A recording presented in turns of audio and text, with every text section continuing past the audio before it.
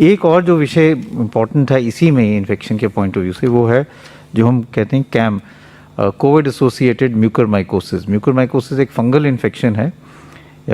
इसके जो स्पोर्स हैं इस फंगस के, वो मिट्टी में भी पाए जाते हैं, हवा में भी पाए जाते हैं, कुछ हद तक ये कहते हैं कि फूड में भी पाए जाते हैं। लेकिन ये फंगस जो है लो विरुलेंस है, यूजली इन्फेक्शन नहीं करता है। और अगर हम कोविड से पहले की बात करें तब भी ये फंगल इन्फेक्शन देखा जाता था, लेकिन इसकी इंसिडेंस बहुत कम थी और रेयर इन्फेक्शन था। उन लोगों में देखा जाता था जिनकी शुगर बहुत ज़्यादा है, डायबिटीज़ अनकंट्रोल्ड है, या जिनको ट्रांसप्लांट हुआ और फिर वो इम्यूनोसप्रेसेंट ड्रग्स पे जिससे उनकी इम्यूनिटी कम है, या कैंसर के ऐसे पेशेंट्स हों जो कीमोथेरेपी पे हैं। आम लोगों में ये यूजली नहीं पाया जाता था, तो इसलिए नई बीमारी नहीं है। लेकिन कोविड के कारण और कोविड की ट्रीटमेंट के कारण इसके केसेस अब काफ़ी ज़्यादा देखने में आ रहे हैं। कई क्षेत्रों में काफ़ी अधिक मात्रा में केसेस रिपोर्ट किए जा रहे हैं। अगर हम एम्स की ही बात करें तो हमारे यहाँ ऑलमोस्ट 23 केसेस हैं जो अभी एडमिटेड हैं जिनको ये फंगल इन्फेक्शन है कोविड के। 20 उनमें से अभी भी कोविड पॉजिटिव हैं और 3 कोविड नेगेटिव हैं। और कई राज्य ऐसे हैं जिनमें 400-500 से ज़्यादा केसेस उन्होंने रिपोर्ट किए हैं कोविड के, उनके पास अभी पॉजिटिव हैं।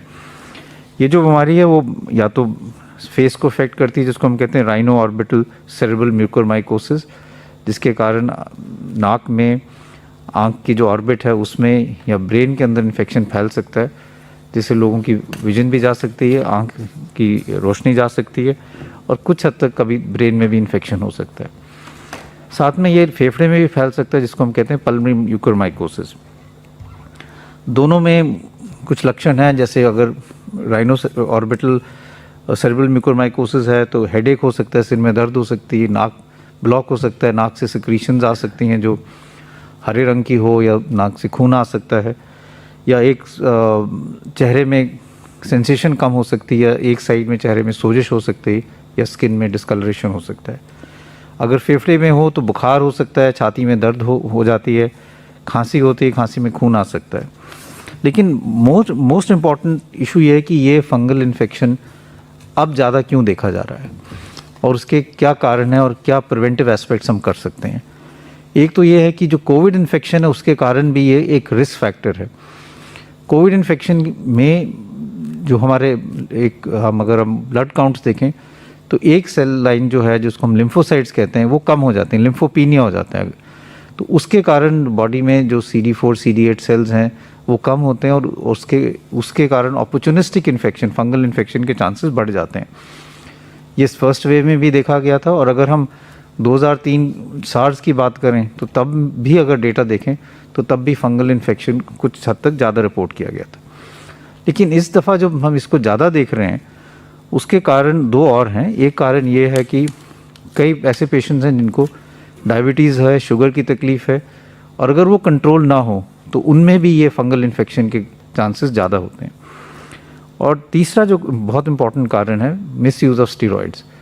स्टीरॉइड्स जो पेशेंट्स ले रहे हैं जिनको डायबिटीज़ हैं और साथ में कोविड है, अगर ये तीनों चीज़ें इकट्ठी मिल जाएं तो वो चांसेस ऑफ फंगल इन्फेक्शन एकदम बढ़ जाते हैं। इसलिए इसको रोकने के लिए सबसे पहले तो मिस यूज़ ऑफ स्टीरॉइड जो है वो हमें कम करना पड़ेगा। और जैसे पहले भी कहा था कि जो पेशेंट जिनको माइल्ड डिजीज़ है, जिनको ऑक्सीजन की ज़रूरत नहीं है और जिनको अर्ली स्टेज में जो कोविड इन्फेक्शन है, उनमें स्टीरॉइड देने से नुकसान ज़्यादा है, फ़ायदा कोई नहीं है। जो रिकवरी ट्रायल है उसने भी यही दिखाया था कि अगर हम स्टीरॉइड्स माइल्ड पेशेंट्स में देते हैं तो मॉर्बिलिटी और mortality because of secondary infection ज़्यादा होता है। इसलिए अगर किसी को कोविड है और माइल्ड इन्फेक्शन है, बुखार है, सैचुरेशन मेंटेन्ड है, खांसी है, लेकिन और कोई ऐसे लक्षण नहीं है कि ऑक्सीजन कम हो रही है, तो स्टीरॉइड्स नहीं देने चाहिए, क्योंकि उससे आगे जाके फंगल इन्फेक्शन के चांसेस हो सकते हैं, स्पेशली अगर उनको उस व्यक्ति को डायबिटीज़ भी है। दूसरा है डायबिटीज़ या शुगर कंट्रोल, वो बहुत ज़रूरी है, क्योंकि जिन लोगों का शुगर कंट्रोल नहीं होता उसमें ये फंगल इन्फेक्शन ज़्यादा पाया जाता है। तो ये बहुत ज़रूरी है कि जिन लोगों को भी डायबिटीज़ हैं या जो स्टीरॉइड्स ले रहे हैं वो अपना शुगर चेक कराएं, क्योंकि कई दफ़ा किसी को ये पता नहीं होता कि मेरे को शुगर की तकलीफ़ है, स्टीरॉइड्स लिए तो एकदम शुगर 300-400 पहुंच जाती है। तो इसलिए अपना शुगर भी मॉनिटर करें और अगर डायबिटीज़ है तो और भी ज़्यादा ज़रूरत है कि जब कोविड इन्फेक्शन है या आप स्टीरॉयड्स ले रहे हैं तो शुगर को रेगुलरली मॉनिटर करें। तीसरी चीज़ ये है कि मास्क अपना लगा के रखें। जैसे मैंने कहा, ये स्पोर्स हैं, हवा में भी इसके फंगस हो सकता है। मास्क लगाना ज़रूरी है, स्पेशली अगर आप कोई कंस्ट्रक्शन साइट पे जा रहे हैं जहाँ पे इसके फंगस के चांसेस ज़्यादा हो सकते हैं। तो ये बहुत ज़रूरी चीज़ है कि अगर हम स्टीरॉयड ले रहे हैं तो उसको मिसयूज़ ना करें। दूसरा ये इंपॉर्टेंट चीज़ है, स्टीरॉयड्स का डोज जो है, हाई डोज स्टीरॉयड्स कई दफ़ा दिए जाते हैं, उसका भी कोई फ़ायदा नहीं है। डेटा यही कहता है कि mild to moderate dose steroids are good enough. अगर हम बहुत हाई डोज स्टीरॉयड्स देंगे तो शुगर भी बढ़ेगी, इन्फेक्शन के चांसेस भी बढ़ेंगे। तीसरा ये कि डेटा ये भी शो करता है कि 5 से 10 दिन तक मैक्सिमम स्टीरॉयड्स की ज़रूरत पड़ती है मेजॉरिटी ऑफ कोविड पेशेंट्स में। बहुत लंबे टाइम स्टीरॉयड्स देने से भी sugar control becomes more difficult और ये जो फंगल इन्फेक्शन है इसके चांसेस भी बढ़ जाते हैं।